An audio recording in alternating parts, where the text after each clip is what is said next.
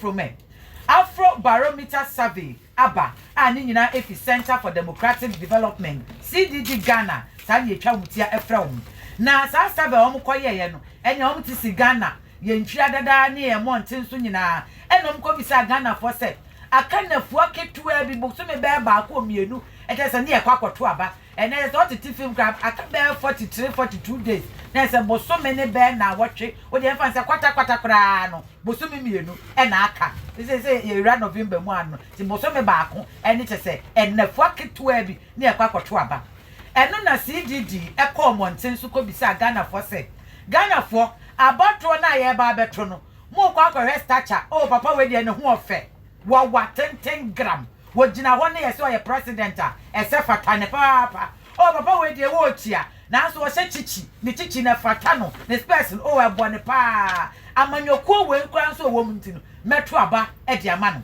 ananse campaign messages na ekwaso 24-hour economy nam ha me ba metua we school fees me ba me yese me ba me yese no we nu mu na mo hwe so ato aba ananse de he na tie na obi ka say it will shock you Ghana for ebra CGD for koye san hwehwemu wie ye no mo tie mu say Ghana for ohanchemu adwokron 90% kire say na yesi ye to aba wo mo hwe campaign message there bi wo say sa de nkwa do ma to atwene wo mo si wo mo hwe say oh we oye mi kromuni wo mi we oye mi kromuni we ya ochini we oya igbeni we oya fantini we afrafre o mo say no kra de say eno so o ma to atwene eno achi Ghana for kire say amanyoko amanyoko bi amanyoko si wo say wo mo nchele amanyoko bi a ade a Ghana for kire say ohanchichemu adwokron 90% ni nyina eto mbe gina so de ato aba eye obi a owo mudie papa wo ka no kre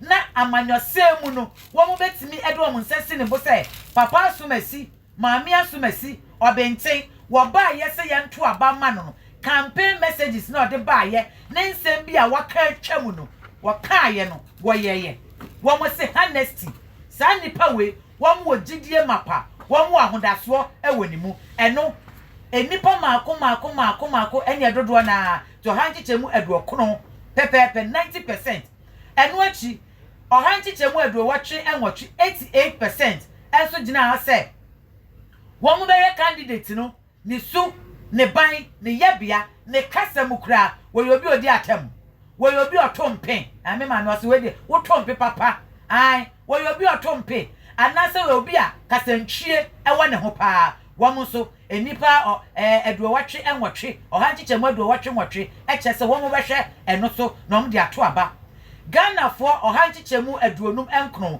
59% ne say wo mo de be consider campaign messages eno no mbe gina so ahwe oh enya ma me akua donko wo se oba wo beto mo ba fo amobia Kofi Apalo se wo ba wo be mo modin ase suku ni bia wofo bia wo be mani sika 500 Ghana na wo cheche ti campaign messages no eno na wo mo che se enya wo mbehwe so a e de ato aba na ebra sa report e ba abonten Dr. Adam Salome wono director of research Emma CDD Ghana wono na echem se Ghana for kra no ohanchichemu adronum enwotwe 58% nso esusu se won beto aba presidential and parliamentary ni nyina e de ama wo bia wo mususu se nokre wo ka nokre papa wo ka nokre no mu gidie mapa ewoni mu yentie Dr. Adam Salome nensem no ebi. What we wanted to find out was to test this whole theory about whether people would vote skirts and blouse in this particular elections. You know, it's something we all talk about, and also just because of how things are. I mean, look at the number of people on the ballots, 30, a lot of independent candidates.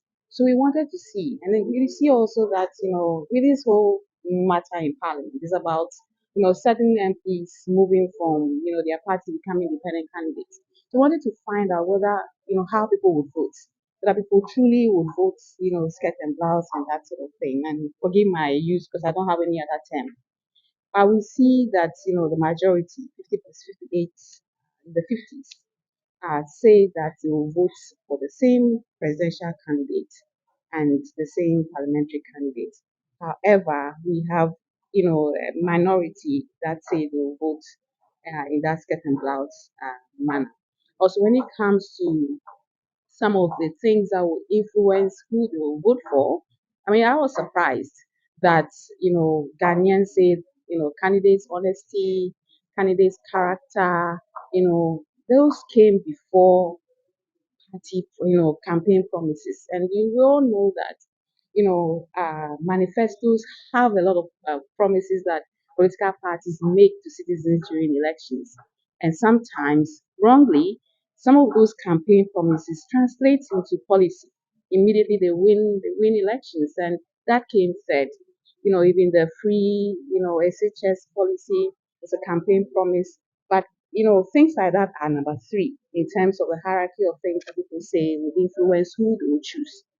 Again, I find that quite interesting, and we will definitely look into that a bit more, see what really is happening. The other thing, ethnicity is down, it's at the bottom. It's not really up there in the top, even the top five. The other thing that jumped at me when we looked at those who say they will not vote in the upcoming elections, right? Many times when it's an election year, we hear all kinds of things. Oh, we will vote.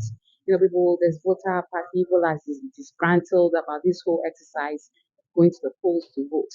But we do know that Ghanaians like to vote. We all like elections. I think it's the best part of our democracy. It's the only part of our democratic process that we perfected. We hold elections, we don't really have major issues. If there's a dispute, we go to court and it's resolved. But the number of people who are saying that they will not vote is increasing. You see, those are referred to as the middle classes, the Gen Zs, and the youth, are saying that they won't vote. And that is a challenge because for democracies to work, everybody needs to be a part of it, to participate in it. Voting is a civic responsibility of every. Dr. Adam Salome, Director of Research, CDD Ghana, Nenka, and Outiem.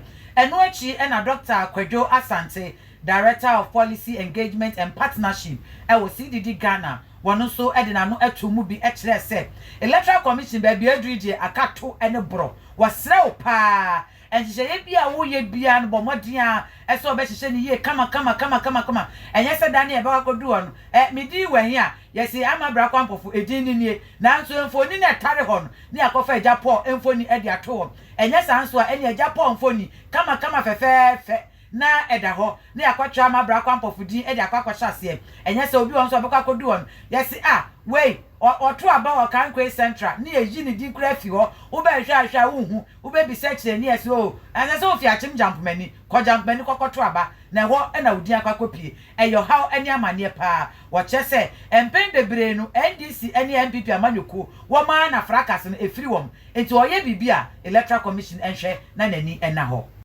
yɛkɔ abatoɔ bi sɛ electoral commission adeadeɛ na I think sɛ deɛ awerɛwɔ ne sɛ wohwɛ institutions in there's a Ghana for need to deal trust levels near very low. Now a chair so say over a period of time trust levels not bad very low. Yeah, so trust levels were say be a software and as a traditional leader or maybe I even CSOs or more near the idea in an army there for a long time because before that interacting with the army, it be your own perception of them here always high. But that issue is a problem because in democracy now it's before I show many some solve problems.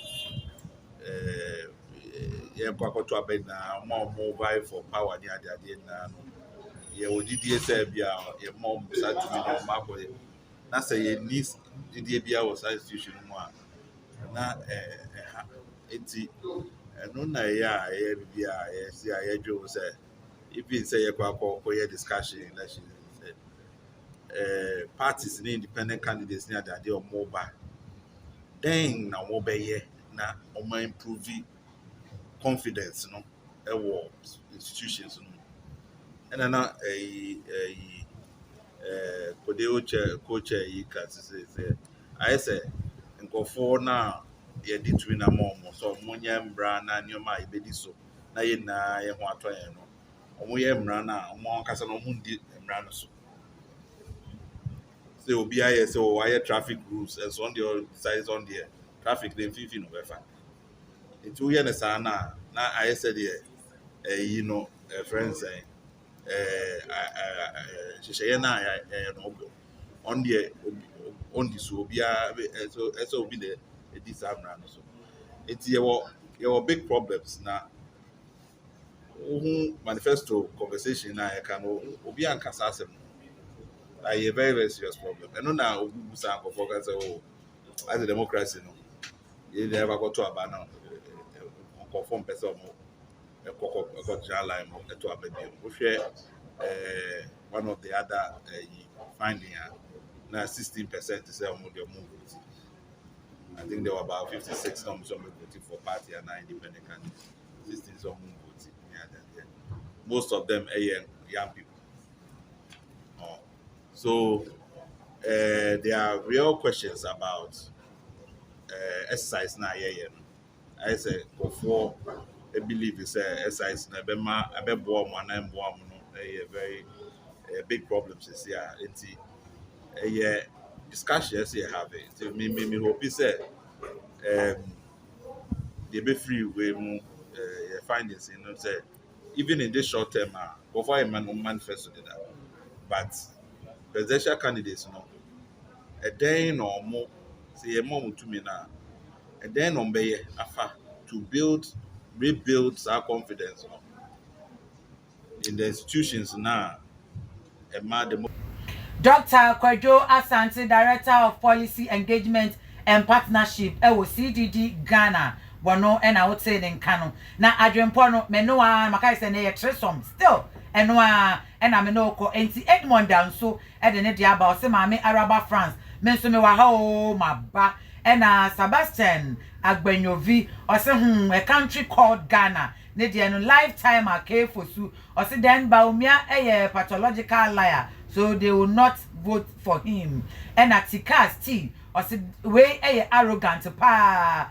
Would you be cat? Kwana ko tria sika ne so a ugina wo say o me sign agreement na den the finance minister and obo na adwen kire no dem bullet or say this one it no be doom so but we shut down when so Dibra or say good evening angel ya just Henry Kwadwo Minta de ne dia about say wow baby I do the shut down pow and a far above ram and so then diaba or say politicians and the share asogli power no echi omo ye for campaign messages Enoch Dagbete e de ne dia aba Julia Koma e wa ha na miame papa Ben Asare wa ha berima o say tutu wa ha Bernard Achia berima o say tutu and dia moba muntingum na yenko na making kind dodo na e dia ma miame papa Ben Asare nso e wo efia ha bi yampem so na yenko yanim na ene making kind dodo na edi ama ha